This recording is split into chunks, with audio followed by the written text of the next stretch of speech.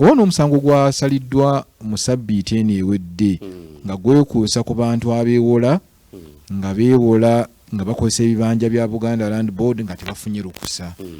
Era banka gyesaagala kwatuliza linnya lyayo wano, banka yafiiriddwa mu musango ogwo kubanga banka yawola omuntu ate ng'omuntu oyo tafunye lukusa nga tafunye lukusa mu Buganda Land Board.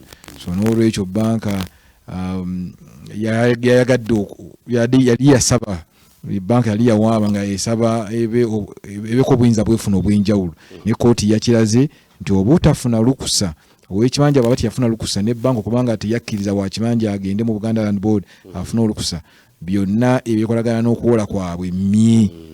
So kikulu nnyo ffe ng'agafa mu Buganda Land Board tukubiriza abantu baffe, tukubiriza zi banka eziwola abantu. Towola muntu ng'ayina ekibanja ku ttaka ly'obwa Kabaka nga tofunye lukusa lwannannyini.